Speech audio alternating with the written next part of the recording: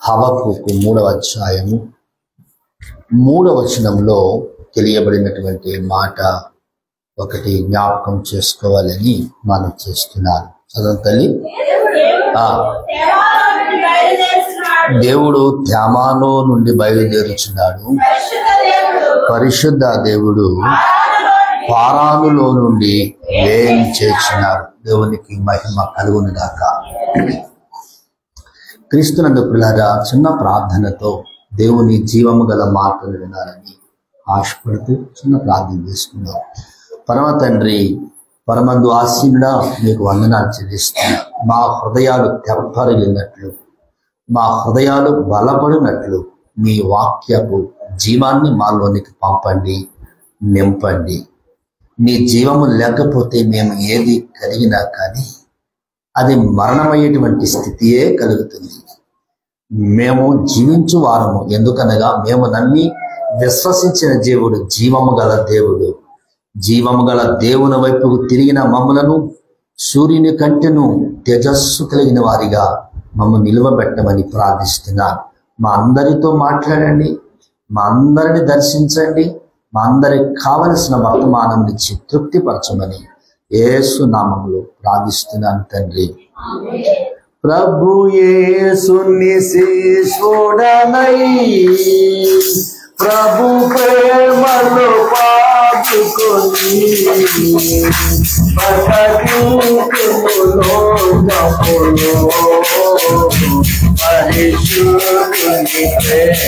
కదా. ప్రభు యేసుని శిష్యుడనై ప్రభు ప్రేమలో పాదుకొని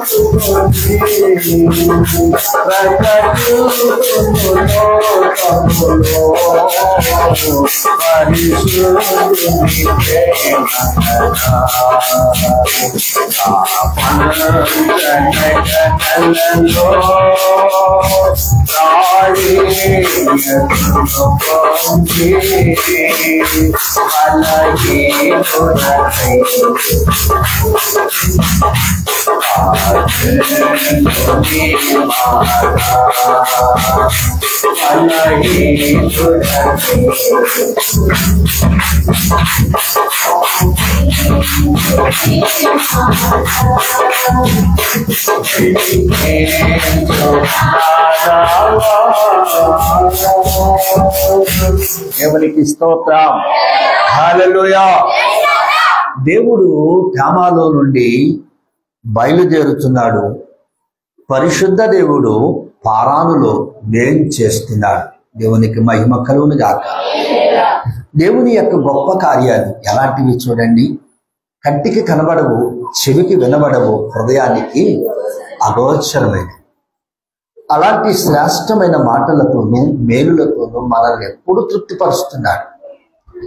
మనము ప్రభువుని స్తుతించకపోయినా ప్రభువు మన పక్షాన ఉన్నాడు. ప్రియులారా, దేవుడు మన పక్షాన ఉన్నాడు అని చెప్పటానికి శ్రేష్టమైన మేలులు మనం ఎన్నో పొంది ఉన్నాము. కొన్ని సంఘములు చెప్పాము, కొన్ని దాచుకున్నాము, కొన్ని మరచిపోయాము, కొన్ని విడిచిపెట్టాము. అయితే ప్రియులారా, దేవుని కార్యాలు ఎంత గొప్పవి. ఆయనట త్యామాలో నుండి బయలుదేరాడు. గతించిన వారంలో మనం విన్నాం. ఈ వారములో పరిశుద్ధ దేవుడు పారానులో నుండి వేయం చేస్తున్నాడు. పరిశుద్ధ దేవుడు అని 2వ మాట ప్రారంభించాడు. దేనికి పరిశుద్ధుడు ఆయన? ఎందుకు పరిశుద్ధుడు ఆయన? దేవుని పిల్లలు, ఎందుకు పరిశుద్ధుడో, దేనికి పరిశుద్ధుడో 3 మాటలు చెప్పి మనం ముందుకు వెళదాం. మన దేవుడు పరిశుద్ధ దేవుడు అని చెప్పటానికి మా నాన్నగారు చేసిన సేవా దినాల్లో ఒక రైతు అడిగాడట మనూ గ్రామంలోని, ఏమయ్యా నీ దేవుడు దేవుడు అని చెప్పటానికి రుజువేంటి అని అడిగాడట. నీ దేవుడు దేవుడు అని చెప్పటానికి ఏదైనా ఆధారం చూపించు అన్నాడట. మా నాన్నగారికి ఏం చెప్పాలో తెలియక వెంటనే అడిగాడంట, ఏమంటే మా ఇంటి వెనకాల చిన్నబాడ పొంతలో ఎకరం పొలం ఉంది, ఆ పొలం మీదంట గ్యారెంటీ ఏంటి అన్నాడంట. అప్పుడు ఆయన అన్నాడంట, గవర్నమెంట్ లో రిజిస్టర్ అయిందయ్యా, ఇదిగో పట్టా అన్నాడంట. మా దేవుడు దేవుడు అని చెప్పడానికి ఇదిగో పట్ట. చెప్పలు కూడా దేవుడి స్తోత్రం చెప్పండి. దేవుని పిల్లారా, ఈ దేవుడు పరిశుద్ధుడు. ఎలాంటి పరిశుద్ధ దేవుడు అని చెప్పటానికి మొదటిది ఏమిటంటే కామ క్రోధ మద మత్సరాలు లేనివాడు. ఈయన దేవుడు అని చెప్పడానికి మొదటి విషయం ఏమిటి? కామ మీరు రాసుకుంటలేదేమి? మీకు పుస్తకం లేదా, పెన్ను లేదా, రాసుకుంటూ రాదా? పెన్ను ఉంది, పుస్తకం లేదు. మరి కాలేజీకి అలాగే అంటున్నారు తల్లి. కాగితం. ఈరోజు పాస్టర్ గారి ముందు ఎందుకు కూర్చున్నాను ఆయన? ఆ కూర్చుని ఏదో పక్కన కూర్చుంటే మా అమ్మ వెనకాల కూర్చుంటే బాగుంది. రేపు నుంచి నోట్స్ తెచ్చుకో తల్లి. ఒక డైరీ పెట్టుకో. మీ నాన్న ఒక డైరీ ఇమ్మని, పాతదైన పర్వాలేదు. అందులో పాటలు, కొత్త పాటలు, వాక్యాలు రాసుకోవాలి. మీరు కూడా యవనస్తులు, చదువుకునే బిడ్డలు మీరు అందరూ కూడా ఒక నోట్ పెట్టుకుని రాసుకోవాలి. బైబిల్ తీస్తున్నావా? సంతోష్. సెల్ ఫోన్లో కాదు, బైబిలే పట్టుకోవాలా. Very good, very good boy. చప్పలు కొట్టద్దా? అలాగే అందరి చేతిలో బైబిల్ ఉండాలి. సెల్ ఫోన్లో బైబిల్ ఉంది కదా అని మనం దాన్ని నిర్లక్ష్యం చేస్తే సెల్ ఫోన్లు చాలా ఉంటాయి.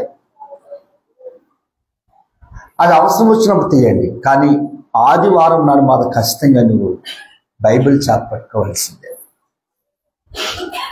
దేవుని పిల్లారా, అవసరం వచ్చిన సెల్ ఫోన్ బైబిల్ వాడిని తప్పలే. కాబట్టి పరిశుద్ధ దేవుడు, ఆయన పరిశుద్ధ దేవుడు అని చెప్పటానికి మొదటిది ఏమని చెప్పాను? కామ క్రోధ మద మత్సరములు లేనివి. దేవునికి స్తోత్రం. మీ అమ్మాయి నీ దాంట్లో చూసి నువ్వు రాస్తే నేను కూడా రాసినట్టు అనుకుంటున్నా. హలో, అది చూస్తున్నావు, నేను నన్ను చూడు. నీ బ్రష్ నీకు ఉందా ఇంటికాడ? మీ అమ్మ బ్రష్ నువ్వు వాడుతున్నావా? చెప్పు. మా అమ్మ బ్రష్ నా బ్రష్ ఒకటేనా? కాదు కదా. మీ అమ్మ ట్రంక్లర్ నీకు దూరనా? నీ బ్రష్ నీకు ట్రంక్లర్ ఉందా? ఉన్నాయా? దేవుని స్తోత్రం, మంచిదని. అయితే మరి నీ పుస్తకం, నీ బైబిల్ ఉండాలి కదా, నీ కలం ఉండాలి కదా. ఏమి మీ అమ్మ దాంట్లో చూస్తుంటే నేనేం కనికరిస్తాను అనుకున్నావా? దేవుడు కనికరించిన నేను కనికరించను. అర్థమైందా? వచ్చి వారిని ప్రిపేర్ అవ్వు. పరిశుద్ధ దేవుడు ఎవరు అంటే కామక్రోధ మద మత్సరాలు లేనివాడు. ఆయన కామక్రోధ మద మత్సరాలు లేనివాడై శిలువలో ఆయన కనబడుతున్నాడు. ఆయన యందు నేరము లేదు. ఆయన పరిశుద్ధుడు. ఆయన నేరము లేని కారణముగా పరిశుద్ధుడయ్యాడు. ఈ సృష్టిని అంతటిని కూడా, సృష్టిలో ఏ వస్తువు కూడా, సృష్టిలో మనకు కనబడుతున్నది దేంటిలో కూడా దేవుడు పాపము లేకుండా చేశాడు. హల్లెలూయా. సూర్యుని చేశాడు, సూర్యుడు ఏమి లేదు, పాపం లేదు. చంద్రుని చేశాడు. అలాగే విశ్రమంలో చేసిన ప్రతీది కూడా, అంటే ఇంక్లూడింగ్ మనతో, పిల్లరా, మనతో సహా దేవుడు పాపము లేనివాడిగా ఆయన స్వరూపముతోను ఆయన పోలికతోను మనల్ని చేసి పరిశుద్ధులుగా ఉండండి నాయన. ఎందుకనగా నేను పరిశుద్ధ దేవుడును, మీరు కూడా పరిశుద్ధులై ఉండండి అని దేవుడు మనల్ని సృజించాడు. అయితే పిల్లరా, దేవుని యొక్క లక్షణాలు మన జీవితంలో కనిపిస్తూ ఉండాలి. దేవుని యొక్క ఉనికిని మనం చూపించాలి. దేవుని యొక్క పరిశుద్ధతను మనం చూపించాలి. దేవుని యొక్క ఆ సారూప్యాన్ని మనం చూపించాలి. దేవుని యొక్క మహిమను మనం చూపించాలి. దేవుని రాజ్యాన్ని మనం చూపించాలి. ఎప్పుడైతే ఇవి చూపించగలమో మన దేవుడు ఎవరని చెప్పగలమంటే పరిశుద్ధ దేవుడు అని చెప్పగలము. రెండవదిగా మన దేవుడు ఎందుకు పరిశుద్ధుడు అంటే పిల్లారా, ఆయన ఈ సృష్టిలో ఎవరమైనా కానీ చీమ మొదలుకొని, క్రిమి మొదలుకొని, ఆకాశమంత ఎత్తుగా ఎగురుతున్నటువంటి పక్షుల వరకు కూడా, మృగాలు, జంతువులు ఏవి కూడా పాపము లేకుండా జన్మ లేదు. పాపము లేకుండా పుట్టుక లేదు. పాపము లేకుండా ఏ నరుడు పుట్టడు, జంతువు పుట్టడు. పాపము లేకుండా ఏ జీవి కూడా పుట్టదు. పిల్లారా, ఈ లోకములో పాపము చేత చచ్చిన వారమై, అపరాధముల చేత చచ్చిన వారమై, దేవుని సన్నిధిని పోగొట్టుకుని పాపము చేత చచ్చిన వారమై జీవిస్తున్నటువంటి మనలో, మన జీవితంలో ఒక పరిశుద్ధత నెలకొల్పటానికి పరిశుద్ధ దేవుడు కన్య గర్భాన పుట్టాడు. ఆయన పాపము లేకుండా పుట్టాడు. అందుకని ఆయన ఎవరంటే పరిశుద్ధ దేవుడు. పురుషుని ఎరుగని దానిని ఇది ఎలా సాధ్యమో అని అడిగింది. ఎవరు? మరియా. ఏమని అడిగింది? నేను పురుషుని ఎరుగని దానిని, ప్రమాణం మాత్రమే చేయబడిన దానిని, మా అత్తవారి ఊరు ఫలానా బెత్లెహేము, మా అత్తవారు పని ఫలానా పని, నేను ఇంక అక్కడికి వెళ్ళలేదు, ప్రధానం మాత్రమే చేయబడ్డాం, మాకు వివాహమైన తరువాత అప్పుడు చెప్పు నమ్ముతాను, కానీ ఇప్పుడు ఇది ఎలా సాధ్యము అని అడిగింది. ఎవరు? మరియా. ఇది తండ్రి అయిన యెహోవా ఆజ్ఞ. దీన్ని ఎవరైనాను కాదని గాని అవునని గాని చెప్పజాలము. ఇది దేవుని ఆజ్ఞ. దేవుని యొక్క నిర్మాణము జరుగుతున్నది ఇప్పుడు. దేవుని యొక్క వాగ్దానము నెరవేర్చబడుతున్నది ఇప్పుడు. దానికి మనం శిరస్సు వంచవలసిందే. దేవుడు సెలవిస్తున్నాడు, కన్య గర్భమందు కుమారుడు పుట్టునని ప్రవచనము మరియ జీవితంలో నెరవేర్చబడుతుంది. పురుషుని ఎరగకుండానే కుమారుడు కన్నది, పాపము జరగకుండానే కుమారుడు కన్నది. ఎలాగునంటే పరిశుద్ధాత్మ వలన. ఆయన పుట్టుక పాపము లేకుండా పరిశుద్ధాత్మ వలన పుట్టాడు గనక ఆయన పరిశుద్ధ దేవుడు. ఎవరికి స్తోత్రం. రెండు, ఒకటి ఏం చెప్పాను? కామ క్రోధ మదము మత్సరము లేనివాడు. రెండవదిగా పాపము లేకుండా పుట్టినవాడు. మూడవదిగా ఏమిటంటే మన పాపముల నిమిత్తమై బలులు అర్పిస్తున్న రోజులు. మేకలను, గొర్రెలను, గోపలను, పావురములను అర్పించి మన పాపములు క్షమించబడ్డాయని భ్రమణ పడుతున్న దినాలు. గుర్రమిస్తుంటే గొర్రె పాపము వల్ల పుట్టింది, మేకనిస్తే మేక పాపము వల్ల పుట్టింది, గువ్వనిస్తే గువ్వ పాపము వల్ల పుట్టింది, పావురముని ఇస్తే పావురము పాపం వల్ల పుట్టింది. అంటే మనం బలి ఇచ్చి పాపాలు పోతున్నాయి అనే నమ్మిక ఉంది చూసారు. మనం ఇచ్చే బలిలు కూడా, జంతువులు కూడా పాపముతోనే ఉన్నాయి. పాపాన్ని పాపముతో పోగొట్టలేము. పరిశుద్ధతను పాపముతో పోగొట్టగలము. పాపమును పరిశుద్ధతతో పోగొట్టి మనం సజీవులుగా ఉండగలము పిల్లారా.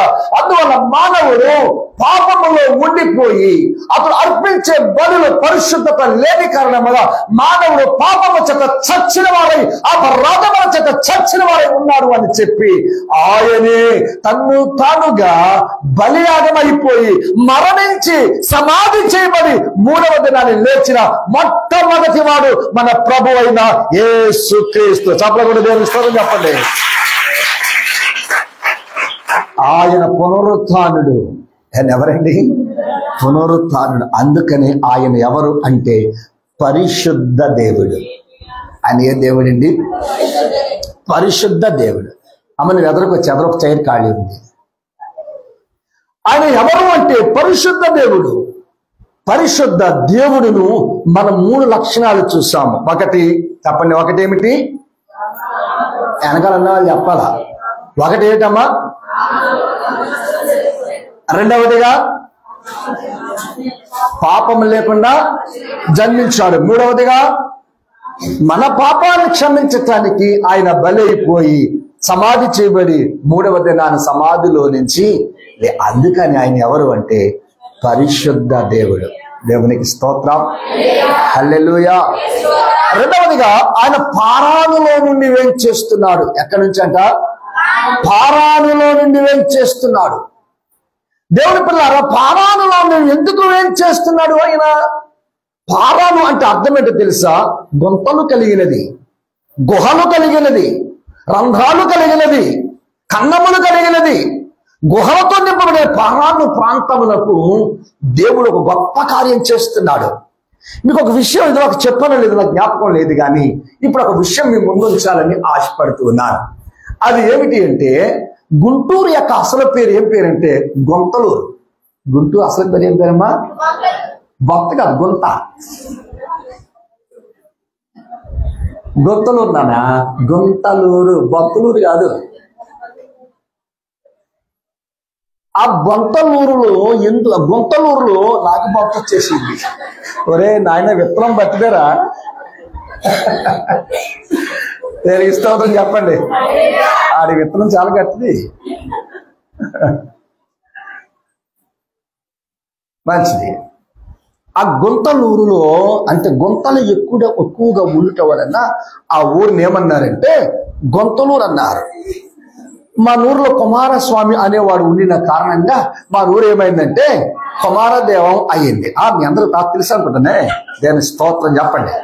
హల్లెలూయా. కుమారదేవం చరిత్ర ఇక్కడ ఎవరికి నాకు తెలియదు. నేను చెప్పానంటే చాలా బాగుంటుంది. దేని స్తోత్రం చెప్పండి. కుమారస్వామి ఎవరు? బ్రాహ్మణుడు. అతడు ఎవరండి? సబ్బ్రాహ్మణుడు. మంత్రోచ్చారణ అతను చేశాడంటే అతను మంత్రోచ్చారణ వినటానికి చుట్టుపక్కల గ్రామాలందరూ అంటే చుట్టుపక్కల ఉన్నటువంటి బ్రాహ్మణులందరికి వచ్చేసేవారట. తెలకమెట్ట, మలకపల్లి, ధర్మవరం, కాపవరం ఈ ఏరియా, తాళ్ళపూడి, వేగేశ్వరపురం ఈ ఏరియా అంతా కూడా ఈ కుమారస్వామి మంత్రోచ్చారణ వినటానికి బ్రాహ్మణులందరూ ఇక్కడికి వచ్చి యజ్ఞాలు చేసి అప్పుడు స్నానాన్ని ఆచరించి వెళ్ళేవారట. అయితే పిల్లల స్నానము ఆచరించడానికి గోదావరికి వెళ్ళి రావటానికి వాళ్ళకి ఇబ్బంది అయింది. ఎందుకు ఇబ్బంది అని తెలుసా పిల్లరా? గోదావరికి వెళ్ళి స్నానము చేసి మరల గుడిలోకి వెళ్ళటానికి స్నానం చేసి వస్తుండగా హరిజనులు ఎదురయ్యారంట వాళ్ళకి. మీకు అర్థమైందా? ఎంతమందికి అర్థమైంది? దేవుని స్తోత్రం చెప్పండి. హరిజన్ ఆవిడ ముసుకేసుకున్న ఆవిడ ఎవరు? తలకపైకి అసలే నాకు చీకటే, నువ్వు చీకట్లో ఉన్నావు. చీకటే కలిపితే చీకటే, వెలుగు చీకటి కలిపితే వెలుగు అవుతుంది. దేవుని స్తోత్రం చెప్పండి. హల్లెలూయా. కాబట్టి పిల్లగా హరిజనులు ఎదురవుతున్నారు, మేము మళ్ళా మైలపడిపోతున్నాము, స్నానం ఆచరించాము కానీ వీళ్ళు ఎదురయ్యి గాలి మనకు సోకటం వలన మనం అపవిత్రులు అయిపోతున్నామని చెప్పి ఆలోచించి మంత్రోచ్చారణ చేసి యజ్ఞాలు చేసి ఒక ఆలోచనకు వచ్చేసారు. ఏంటో తెలుసా? మన యొక్క గుడికి ఈశాన్యాన ఒక గుయ్యి తవ్వేద్దాం. మీకు అర్థమైందా? మన గుడికి ఈశాన్యాన్న ఒక గొయ్యి తవ్వేద్దాం. ఎలాగ మనకు గొయ్యి ఉండాలి ఈశాన్యాన్న, కనుక గొయ్యి తవ్వేద్దాము అని చెప్పి ఆ గొయ్యి ఒక మనిషికి సరిపడగా తవ్వుదాం అనుకున్నారు. కానీ అది పెద్ద కోనేరులో అయిపోయిందంట. అందుకే ఆ ప్రాంతానికి ఏమైనా పేరెత్తిందంటే కోనేరు అన్నారు. దేవునికి స్తోత్రం చెప్పండి. హల్లెలూయా, హల్లెలూయా. అప్పుడు ఆ కోనేరులో తవ్వి వర్షం వచ్చినప్పుడు దాని నిండా నీటి పట్టి చుట్టూరు గట్టు వేసి నీరు బయటికి వెళ్లకుండా ఆ నదులు ఆ కోనేరులకు వెళ్లి బ్రాహ్మణులు స్నానాన్ని ఆచరించి మన లోపలికి వచ్చేసేవారట. ఈ లోపల హరిజనులు ఎదురయ్యేవారు కాదు. అది వారి యొక్క ఉద్దేశం. దేవుని పిల్లరా, అట్టి మంత్రోచ్చారణ జరుగుతుండగా స్నానమాచరించి మా యొక్క కోనేరులో మరలా గుడిలోకి వెళ్ళి వారు యజ్ఞాలు చేస్తుండగా ఆ మంత్రోచ్చారణ సమయంలో లేదా ఆ యజ్ఞాల సమయంలో ప్రధాన అర్చకుడైనటువంటి కుమారస్వామి చనిపోయాడు. కదా అయిందా? కుమారస్వామి ఏమయ్యాడు? చనిపోయాడు. అప్పుడు బ్రాహ్మణులందరూ కలిసి మనకి ఇక్కడ ప్రారంభించినటువంటి వాడు కుమారస్వామి, మనకి నడిపించిన వాడు కుమారస్వామి, మంత్రోచ్చారణ చేసిన వాడు కుమారస్వామి, యజ్ఞాలు నేర్పిన వాడు కుమారస్వామి, ఉపవాసాలు చేయించిన వాడు కుమారస్వామి, జాగరణ చేయించిన వాడు కుమారస్వామి. కనుక ఈ ప్రాంతానికి కుమారస్వామి అని పేరు పెట్టాం. ఏమని పేరు పెట్టండి? కుమారస్వామి అని పేరు పెట్టేద్దాం అని చెప్పి బ్రాహ్మణుడు మన ఊరికి ఏమని పేరు పెట్టారమ్మా? సశేషం. ఇంకా ఉందే, తర్వాత చెప్తారు. వాక్యంలోకి వెళ్దాం. ఎందుకు వచ్చేసింది మన మధ్యకి ఇది అన్యాయంగా. పరిశుద్ధ దేవుడు ఎక్కడున్నాడట? పారానులో ఉన్నాడు. ఎక్కడున్నాడండి? పారానులో ఉన్నాడు. పారానులో ఉన్న దేవుడు మన కొరకు ఏం చేస్తున్నాడు అంటే ఏం చేస్తున్నాడు. ఎందుకు అంటే పారానులో మొట్టమొదటిగా వివాహము జరిగింది. ఏం జరిగిందమ్మా? వివాహం జరిగింది. ఎవరెవరికి జరిగింది? దేవుడు అబ్రహామును ఆశీర్వదించిన తరువాత వారికి సంతానము లేకపోయిన తరువాత సంతానం నిమిత్తమే అబ్రహాము హాగరును కూడుకున్నప్పుడు ఇష్మాయేలు పుట్టాడు. ఎవరు పుట్టారండి? ఇష్మాయేలు పుట్టాడు. ఎప్పుడైతే ఇష్మాయేలు పుట్టాడో, ఇష్మాయేలు పుట్టిన తర్వాత హాగరుకి కొంచెం హృదయం మంది ఏం పుట్టిందంటే గర్వం పుట్టింది. ఏం పుట్టిందమ్మా? నేను చెప్తాలే. ఏం పుట్టింది? గర్వం పుట్టింది. ఉద్యోగం వచ్చే వరకు ప్రభు ప్రభు ప్రభు అంటాం. ఉద్యోగం ప్రభు ప్రభు మనకేమైపోతున్నాయి? ఈ మధ్యలో సెల్ ఫోన్లో హే ప్రభు అంటున్నారా? ఎక్కడ చూసినా ఇదే మాట వినపడుతుంది. దేవునికి స్తోత్రం చెప్పండి. హల్లెలూయా. దేవుని పిల్లలారా, పారాను అరణ్యంలో మొట్టమొదటి వివాహం జరిగింది. ఎవరెవరికి వివాహం జరిగింది? అబ్రహాము షారా యొద్ద నుంచి హాగరును ఇష్మాయేలును వెళ్ళగొట్టిన తరువాత ఇష్మాయేలును తీసుకుని హాగరు ప్రయాణం చేసింది. ఎక్కడిగా చేసింది? పారాను అరణ్యంలోకే చేసింది. అబ్రహాము ఇచ్చినటువంటి రొట్టెలను, అబ్రహాము ఇచ్చినటువంటి పానములు అయిపోయిన తరువాత ఒక పొద దగ్గర ఇష్మాయేలు పడేసి ఏం చేసి పడేసింది. ఒరే, నీవు పుట్టడం వల్ల ఎన్ని శ్రమలు వచ్చాయిరా. అబ్రహాం ఇంట్లో నా బతుకు చాలా బాగుండేది, అబ్రహాం ఇంట్లో నా జీవితం చాలా బాగుండేది. 3 పూట్ల భోజనం, షారా ఏ చీర కట్టుకుంటే నాకు అదే చీర, షారా ఏ చెప్పులు వేసుకుంటే నాకు అదే చెప్పులు, షారా ఎలాంటి మంచం మీద పడుకుంటే నాకు కూడా వేరొక మంచం ఉండేదిరా. ఒరే, నువ్వు పుట్టావు, నాకు దరిద్రం వచ్చింది, అక్కడి నుంచి తోలివేయబడ్డాను రా నాయన అని చెప్పి వాడిని పొద దగ్గర ఇసేసి పడేసిందట. దేనికి స్తోత్రం చెప్పండి. హల్లెలూయా. దేవుడి పిల్లారా, అలా విశ్లేషణ తర్వాత కొంచెం దూరం వెళ్ళి కూర్చుని ఆ పిల్లవాడిని గురించి ఏం చేస్తుందంటే అంగలాచుచున్నది. ఏం చేస్తుందమ్మా? నేను గతంలో ఒకసారి చెప్పినట్టున్నాను, మీ బిడ్డల కోసం అంగలార్చండి. దేవుని ప్రణాళిక ఖచ్చితంగా ఉంది. ఇవాళ నీ లోటు కనిపించవచ్చు, ఈ రోజు నీకు కొదవ ఉండవచ్చు, ఈ రోజు నీకు సమస్యలు కొన్ని ఉండవచ్చు. నీ బిడ్డల కోసం నువ్వు రేయి మొదటి జామున లేచి నువ్వు ప్రార్థన చేస్తే నీ బిడ్డలు, నీ కుటుంబంలో ఉన్న సమస్యలను తీర్చడానికి దేవుడు పరలోక ద్వారాలు తెరుస్తాడు. పరలోక ద్వారాలు తెరుస్తాడు. పిల్లరా, హాగరు ఏడ్చినట్లుగా మీ బిడ్డల కొరకు ఏడవండి. హాగరు మొరపెట్టినట్లుగా మీ బిడ్డల కోసం మొరపెట్టండి. హాగరు ప్రార్థించినట్లుగా మీ బిడ్డల కోసం ప్రార్థించండి.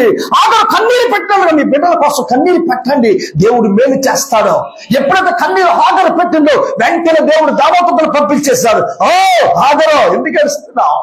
నీ బిడ్డను కూడా నేను ఆశీర్వదిస్తా. నీ బిడ్డలో నుంచి రాజులు వస్తారు, నీ బిడ్డల కడుపులో నుంచి చక్రవర్తులు వస్తారు, నీ బిడ్డలు జనములుగా చేస్తాను, ఆశీర్వదించాను, అదిగో తిత్తి వెళ్ళి తాగిచ్చు అని చెప్పంటే ఆగని లేచి కుమారుడు ఎత్తుకుని ఆ ఉన్నటువంటి తిత్తులో ఉన్న నీళ్లు పట్టించిందట. వాడు పారానుడు పెద్దవాడై, ఎక్కడ? పారానులో పెద్దవాడై యవన కాలంలోకి వచ్చిన తరువాత వివాహం చేసుకుందాం అనుకున్నా కానీ పారాను ఎక్కడుందంటే హెబ్రీల ప్రాంతంలో ఉంది. ఆ ప్రాంతంలో ఉన్న వారందరూ ఎవరంటే హెబ్రీలు, కానీ హాగరు ఎవరంటే ఐగుప్తురాలు. హెబ్రీలకు ఐగుప్తులకు పొట్టు లేదు, ఇప్పటికీ లేదు, ఆనాడిగా కాదండి, ఇప్పటికీ లేదు పొట్టు. వాక్యం చూసుకున్నాను కానీ నాకు అస్సలు డెప్తే కనిపించలేదు. ఉదయం మరల పట్టాను పట్టు కనిపించలేదు, వారం నుంచి పడతానే ఉన్నాను కానీ కనిపించలేదు. పిల్లలు ఇంతతో సరిపెట్టాడు అంటుంది ఈవిడే. అబ్బాయి అలా కూర్చుంది, సరిపెట్టలేదు నేను అన్నాను. దాని మూలాలు కావాలా, బైబిల్ చదవాలి బాగా. మళ్ళీ పొద్దున పట్టుకున్నాను, దొరకలేదు, మరలా వెళ్ళి పడుకున్నాను. కానీ నిద్ర పడుతున్న నా మధ్యలో ఒకటి మెదులుతుంది, వెళ్ళాలి. మొహం కడుక్కున్నాను, బైబిల్ తీశాను, చదువుతూ ప్రారంభించాను, సెట్ అవ్వలేదు. ఇంగ్లీష్ బైబిల్ తీశాను, చదువుతూ ఉన్నాను, ఎక్కడో ఒక దిక్కును దొరికేసింది. దేవునికి స్తోత్రం. హల్లెలూయా. ఐగుప్తీయులకు హెబ్రీలకు పొత్తు లేదు. ఇప్పుడు హాగరు తన కొడుకు వివాహం చేద్దాం అనుకుంది కానీ అక్కడున్న వాడు హెబ్రీలు ఎవ్వరు పిల్లని ఇచ్చేవాళ్ళుగా లేరు. ఆమెను తృణీకరిస్తున్నారు. అబ్రహాము నుంచి త్రోసి వేయబడిన నీకు మా కుమార్తెలను ఇవ్వము. అబ్రహాము ఇంటిలోంచి శపించబడినదానా నీకు మా బిడ్డలను ఇవ్వము. అబ్రహాము ఇంటిలో నుంచి గట్టి వేయబడినదానా మా బిడ్డలను ఇవ్వము అంటే కొడుకుని అక్కడ వదిలిపెట్టేసి అడిగెళ్ళిపోయిందంటే ఐగుప్తుకు వెళ్ళిపోయింది. ఎక్కడికెళ్ళిపోయిందమ్మా? తన సొంత వెళ్ళిపోయింది, తన సొంత దేశానికి వెళ్ళిపోయింది, తన సొంత ప్రాంతానికి వెళ్ళిపోయింది. జరిగిందంతా చెప్పేసింది. అప్పుడు అన్నారు, నా కుమార్తెను ఇస్తాను తీసుకెళ్ళంటే ఒక ఆయన ఆ ఐగుప్తి యొక్క కన్యకను తీసుకొచ్చి పారానులో వివాహం చేసింది. ఎవరికి? ఇష్మాయేలుకి. ఆమె చాలా ప్రశస్తమైన మాట దేవుడు మనకు బయలుపరుస్తూ ఉన్నాడు. పారానులో ఇష్మాయేలుకి ఐగుప్తురాలికి వివాహము చేయబడింది. పిల్లారా, ఇక్కడ ఎవరు ఉన్నారు అంటే పారానులో పరిశుద్ధ దేవుడు వేంచేస్తున్నాడు. పిల్లారా, పరిశుద్ధ దేవుడు వేంచేస్తున్నాడు. చదవండి సంఖ్యాకాండము 10వ అధ్యాయం 12వ వచనంలో. త్వరగా చదవాలి. సంఖ్యాకాండము 10వ అధ్యాయం 12వ వచనము.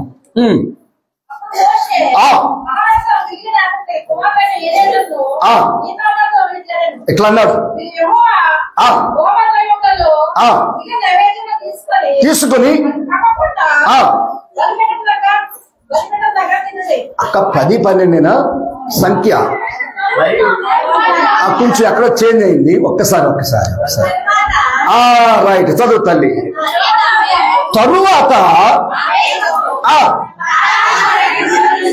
చేసి యెహోవా మోషే చేత పలికించే మాటను బట్టి వారు మొదటి ప్రయాణము చేసిరే. ఆమేన్. ఐగుప్తు నుండి వచ్చిన తర్వాత మొదటి ప్రయాణం ఎక్కడి నుంచి చేశారంటే వాళ్ళు సేనాయి నుండి. ఎక్కడి నుంచి? సేనాయి నుండి. ఎక్కడ చేశారండి? బెలములు కలిగిన ప్రాంతం, అంటే గుహలు కలిగిన ప్రాంతం ఏమిటి? పారానుకు వచ్చారంటే వాళ్ళు. ఎవరు? ఇశ్రాయేలీయుల సర్వ సమాజము. ఎవరండి వాళ్ళు? ఇశ్రాయేలీయుల సర్వ సమాజము. ఇశ్రాయేలీయుల సర్వ సమాజము సేనాయి నుంచి ఎక్కడికి వచ్చారండి వాళ్ళు? పరిశుద్ధ పర్వతము నుంచి, ప్రార్థనా పర్వతము నుంచి, గోజారిన పర్వతము నుంచి, దేవుని పాదాలు పట్టుకునే పర్వతము నుంచి, ప్రవక్తతో దేవుడు మొట్టమొదటిగా మాట్లాడిన పర్వతము నుంచి, ప్రవక్త కన్నీళ్లు కాచి దేవుని యొక్క మొర్ర పెట్టిన ఆ స్థలములో నుంచి, ప్రవక్త ముఖము తేజస్సుతో నింపబడిన ఆ సేనాయి పర్వతము నుంచి పారాను అరణ్యములోనికి సర్వ సమాజము దిగొచ్చాట. వారితో పాటు, జాగ్రత్తగా గమనించాలి, వారితో పాటు ఇశ్రాయేలు ప్రజలు పగలు ఎండ దెబ్బకు, రాత్రి వెన్నెల దెబ్బకు సొమ్మసిల్లిపోతున్నారని, ఇశ్రాయేలు ప్రజలు నెమ్మది లేకుండా ఉందని, ఇశ్రాయేలు ప్రజలు తోమలో వారు మార్గములో వారు స్పృహ తప్పి పడిపోతారేమోనని దేవుడు వారిని ప్రేమించి వారికి ఒక మేఘాన్ని పంపించాడట. అది పారాను అరణ్యం. ఇశ్రాయేలుల కొరకు మేఘమును పంపించిన ప్రాంతము పేరు పారాను ప్రాంతము. ఆ పారానులో మేఘము వచ్చి వారి మీద కమ్ము కొనగా ఇశ్రాయేలులకు నూతన ఉజ్జీవము ప్రసాదించబడింది. ఇశ్రాయేలు సంతోషముతో ఉన్నారు. మేఘము కింద ఇశ్రాయేలు ఆనందముతో ఉన్నారు. మేఘము కింద ఇశ్రాయేలు స్వస్థత ఉంది. మేఘము కింద ఇశ్రాయేలుకు నూతన ఉజ్జీవం ఉంది. మేఘము కింద ఇశ్రాయేలుకు దేవుని ప్రత్యక్షత, దేవుని మాట వినబడుచున్నది. సంతోషిస్తూ, ఆనందిస్తూ, గంతులు వేస్తూ దేవుని ఆత్మ సత్యముతో ఆరాధిస్తున్నారు. ఎక్కడ? మేఘము క్రింద.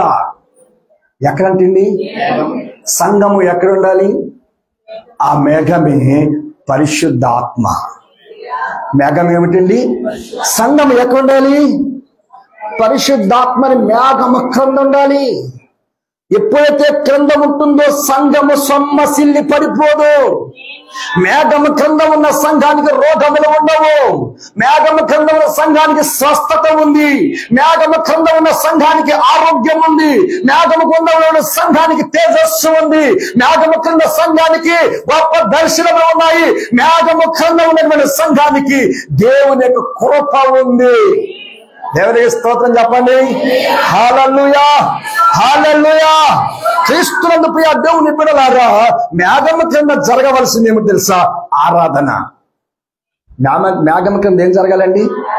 ఆరాధన జరగాలి. ఆరాధన జరిగితేనే ఇశ్రాయేలులు పగలు నడిచినా, ఇశ్రాయేలులు చీకటిలో నడిచినా దేవుడు వారికి ఇమ్మానుయేలై ఉంటాడు. దేవుడు వారికి తోడై ఉంటాడు. దేవునికి స్తోత్రం చెప్పండి. హల్లెలూయా. క్రీస్తునందు ప్రియ దేవుని బిడ్డలారా, వారు పారాను అరణ్యంలోనికి వారు వచ్చిన తరువాత మేఘము వారిని ఆవరించినందున, మేఘము కింద ఆత్మతో సత్యముతో ఆరాధన జరుగుతున్నందున ఇశ్రాయేలు ప్రజలు నూతన పరచబడ్డారు. ఆ మేఘము క్రింద గొప్ప విందు జరిగింది. ఏం జరిగిందమ్మా? గొప్ప విందు జరిగింది. ఏంటి ఆ విందు? నిన్న కూడా టింకు పెద్ద విందు చేశాడు. ఏం చేశాడమ్మా? విందు చేశాడు. చేశాడు లేదా కళ్యాణి? ఎంత పెద్ద పెద్ద మొక్క వచ్చింది ఒక్కొక్క కప్పులోకి. ఎంత మొక్క వచ్చిందమ్మా? ఎంత మొక్క వచ్చింది. అదే కాకుండా ఇంకా చాలా వచ్చాయి. తిన్నవారు ధన్యులు, తినని వారు కూడా ధన్యులే. శనివారం మటన్ తినని వారు ధన్యులు, శనివారం చికెన్ తినని వారు ధన్యులు, శనివారం నాడు అన్ని తినని వారు ధన్యులు, శనివారము అన్ని తిన్నవారు ఇంకా ధన్యుడు. దేవునికి స్తోత్రం చెప్పండి. హల్లెలూయా, హల్లెలూయా. క్రీస్తునందు ప్రియ దేవుని బిడ్డలారా, ఆ పారాను అరణ్యంలో మేఘము కింద గొప్ప విందు జరిగేది. భూమిపై మొట్టమొదటి జరిగిన గొప్ప విందు అది. ఏబేలు ఉన్నప్పుడు జరగలేదు అది, కయ్యను ఉన్నప్పుడు జరగలేదు అది, లేదా అబ్రహాము ఉన్నటువంటి ఇస్సాకు సమయంలో జరగలేదు అది. ఇప్పుడు మాత్రం గొప్ప విందు జరిగింది. ఏమిటి ఆ విందు అంటే పిల్లరా, పరలోకములో జరగవలసిన విందు భూలోకములో జరిగించాడు. ఎందుకో తెలుసా? మేఘము క్రింద. ఎందుకో తెలుసా? ఆ సజీవమైనటువంటి సంఘము అక్కడ తృప్తి లేని సంఘముగా ఉంది. ఆకలితో ఉన్న సంఘము, దప్పిక గల సంఘాన్ని తృప్తిపరచడానికి యేసు క్రీస్తు ప్రభుల వారు అక్కడ విందు ఇచ్చాడు. ఏమిటి ఆ విందు అంటే ప్రభు చెప్తున్నాడు, ఇది నా పాత్రలో ఉన్నది, నా శరీరము, దీన్ని తినండి అన్నాడు. ఇది గిన్నెలో ఉన్నది నా నిబంధన రక్తము, మీ కొరకు చిందించబడిన నిబంధన రక్తము, దీనిని త్రాగడి అని అక్కడ జరిగింది. ఎక్కడ? మేఘము క్రింద. ఏ సంఘం అయితే మేఘము క్రింద ఆరాధన జరుగుతుందో ఆ ఆరాధన జరుగుతున్నటువంటి సమయమున క్రీస్తు యేసు శరీరము, క్రీస్తు యేసు రక్తము ఇవ్వబడుతుంది. భూమిపై ఉన్నటువంటి విందులలో గొప్ప విందు ఏదంటే ఇదే. దేవునికి స్తోత్రం చెప్పండి. ఈ విందు కోసం సెప్టెంబర్ నెల మొదటి పునరుత్థాన దినము నుంచి అక్టోబర్ నెల మొదటి పునరుత్థానం కొరకు మనం ఏం చేయాలి సార్? కనిపెట్టాలా. పరిశుద్ధమైన విందులోనికి పరిశుద్ధురాలుగా, పరిశుద్ధమైన విందులోనికి పరిశుద్ధుడిగా, పరిశుద్ధమైన విందులోనికి పవిత్రురాలుగా, పరిశుద్ధమైన విందులోనికి పవిత్రుడిగా నువ్వు రావటానికి నెల దినాలు కష్టపడాలి. నువ్వు సజీవుడిగా ఉంటావో లేదో తెలియదు, నువ్వు సజీవముగా ఉంటావో లేదో తెలియదు, ఈ విందులో నువ్వు వస్తావో లేదో తెలియదు. కనుక నీ యొక్క ప్రార్థన దినమున నీ ప్రార్థన సమయమున నీవు కనిపెట్టుతూ ప్రభువా, నీకు ఇష్టమైతే నీ పాత్రలో ఉన్నటువంటి శరీరము, నీకు ఇష్టమైతే నీ గిన్నెలో ఉన్నటువంటి రక్తమును త్రాగుటకై నన్ను సజీవునిగా ఉంచు ప్రభు అని చెప్పి ఈ నెల దినములన్నీ నువ్వు ప్రార్థన చేస్తూ ఉంటే దేవుడు అక్టోబర్ నెల మొదటి పునరుత్థానంలోనికి నేను సజీవునిగా నడిపిస్తాడు. ఎప్పుడో తెలుసా? నువ్వు మేఘము క్రింద ఉండాలి, అనగా పరిశుద్ధాత్మ దేవుని మేఘము క్రింద ఉండాలి. ఎంతమందికి దానిమ్మ పండు తెలుసు? చేతులెత్తండి. దాన్ని కల్లా తెలుసా? అయిపోయిందా? మంచోండి మీరు, మీ అందరికి వందనాలు. ఆ యొక్క ఏం పండు అని చెప్పాను? ఆ మంచోడు. దానిమ్మ పండు స్వభావము, పైన తోలు. మా ఇంట్లో మా నాన్న నా కోసం పని కట్టుకేశాడు. ఇదేంటి? దానిమ్మ ఇల్లు కట్టినప్పుడు ఎందుకో తెలుసా? ప్రతి 3 నెలలకు ఒకసారి నా పని నుంచి విరాసనాలతో వచ్చేవాడిని. ప్రతి 3 నెలలకి జగటి విరాసనాలే.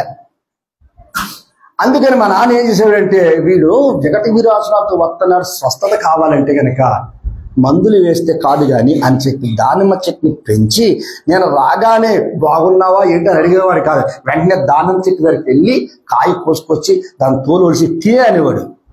అది ఎప్పుడైతే తినేసేవాడిని, చేదుగా వదరగా ఉండేది. బలవంతంగా స్వస్థత కోసం తినేసేవాడిని, నీరసంగా వచ్చేవాడిని, బలహీనుడిగా వచ్చేవాడిని. ఎప్పుడైతే దాని యొక్క తోలు తిన్నానో వెంటనే విరోచనాల నుంచి విడుదల కలిగేది. దేవునికి స్తోత్రం. అయిపోయింది దాని గొడవ. ఇప్పుడు మనకి ఏం కావాలంటే రంగులు కలిగినటువంటి ఎక్కలు కావాలా? దేవునికి స్తోత్రం చెప్పండి. దాన్ని తినాలంటే ఏం కావాలి? రంగులు కలిగినటువంటి ఎర్రని రంగు కలిగినటువంటి విత్తనాలు కావాలా? ఆ విత్తనాలు ఎక్కడుందో తెలుసా? ఆరాలు ఉంటాయి. దానిమ్మకాయలు ఏముంటాయండి? గదులు ఉంటాయి. ఏమంటాయమ్మా? లివింగ్ రూమ్ ఉంటుంది. ఇంకేముంటుందమ్మా? బెడ్రూమ్ ఉంటుంది. ఇంకేముంటుందమ్మా? రీడింగ్ రూమ్ ఉంటుంది. ఇంకేముంటుందమ్మా? వర్షిప్ రూమ్ ఉంటుంది. ఇంకేం రూమ్ ఉంటుందమ్మా? కిచెన్ రూమ్ ఉంటుంది. దేవుని స్తోత్రం. హల్లెలూయా.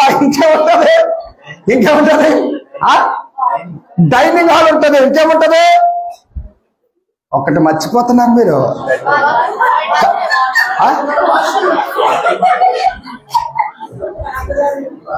కాదు నాన్న, మీరున్న ఇల్లులో గదులుంటాయి. ఆ గదుల్లో అతిథుల గది ఒకటి ఉంటుంది, గెస్ట్ రూమ్. అది నాకు తెలుగు రాదు, నాకు ఇంగ్లీష్ రాదు, మీకు తెలుగు. ఏ రూమ్ అది? అతిథుల రూము, అతిథుల గది. మనకి ఎవరికైనా బంధువులు స్నేహితులు వస్తే ఏం చేస్తామండి? వెంటనే పక్క గదిలోకి వెళ్ళిపోయి దుప్పడేసేసి వాళ్ళకి పండుగ మన చేత వాళ్ళకి వెళ్ళిన వెంటనే ఏ తుప్పడైతే వేసామో ఏ తాళ వేసాం పట్టుకెళ్ళి చెప్తారేమో సత్యవతి చెప్తాయమ్మా.